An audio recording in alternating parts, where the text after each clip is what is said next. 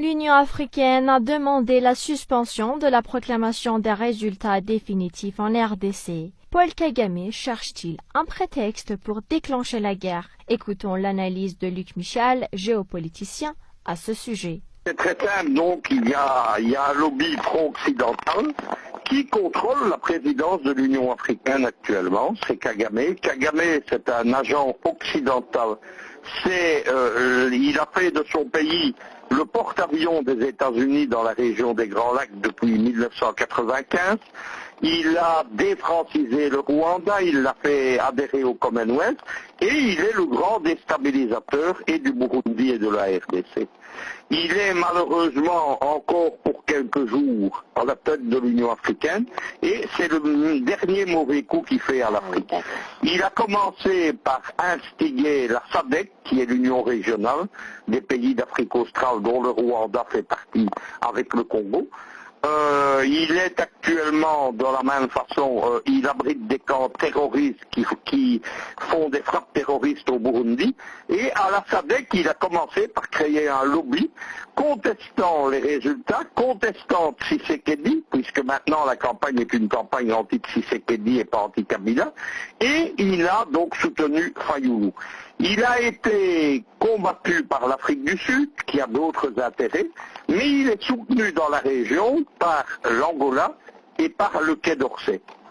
Il a mené également une campagne au nom de l'Union africaine, il est soutenu par Alpha Condé, donc le président de Guinée-Conakry.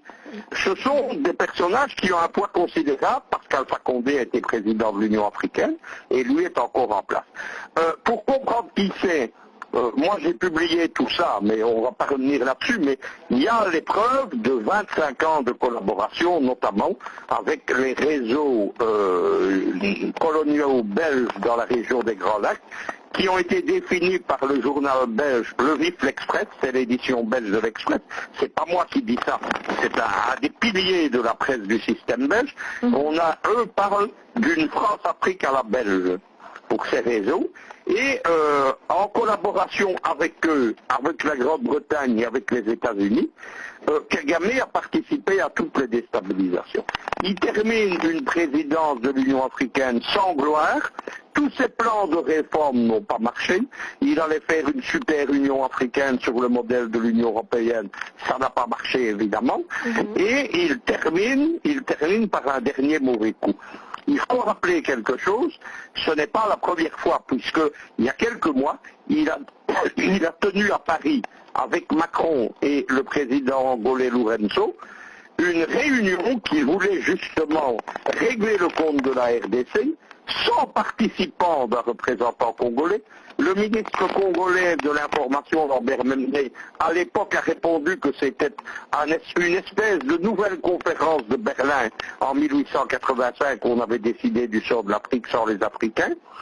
Et donc il a continué son travail. Il a obtenu lors de cette réunion à Paris, il y a une diplomatie secrète Paris-Kigali.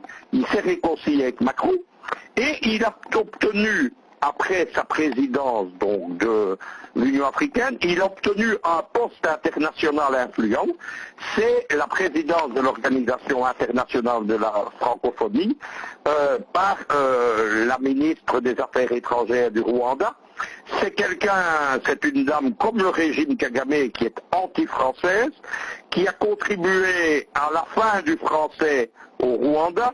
Il n'y a plus que la génération qui a connu l'ancien régime qui parle le français, les cours se donnent en anglais, et donc c'est ces gens-là qui ont en main les destinées de la francophonie. Ça va lui donner un poste de nuisance internationale, notamment dans toute l'Afrique. Mais contre ça, c'est pour ça qu'on parle de diplomatie secrète, on ne sait pas ce qu'il a promis à Macron. On le sait maintenant, on comprend, ce qu'il a promis, c'est l'installation d'un régime pro-occidental en République démocratique du Congo, puisque vous avez peut-être remarqué que les États-Unis soutiennent le mouvement, mais c'est Paris qui est à l'assaut du tandem maintenant Tshisekedi-Kabila, c'est le Quai d'Orsay. Alpha Condé, lui, c'est encore plus simple. Vous savez que le grand déstabilisateur de l'Afrique, c'est Georges Soros. Oui. Georges Soros qui a une galaxie de médias qui a une galaxie de fondations, notamment les Open Society Foundation.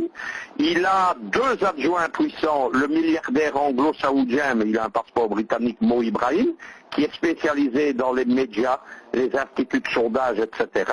Et l'ancienne présidente du Libéria, Ellen Johnson Sirleaf, qui a auparavant, avant d'être présidente, a été directrice de l'Open Society Foundation, Afrique du Sud, la maison mère. Pourquoi je vous parle de ces gens-là? Ces gens-là travaillent main dans la main avec ce qu'on appelle les vitrines légales de la CIA, dont la NDI, pour prendre en main les élections africaines. En 2010, Georges Soros est devenu le conseiller personnel et privé d'Alpha Condé. Vous avez compris le rôle qu'Alpha Condé joue dans tout cela.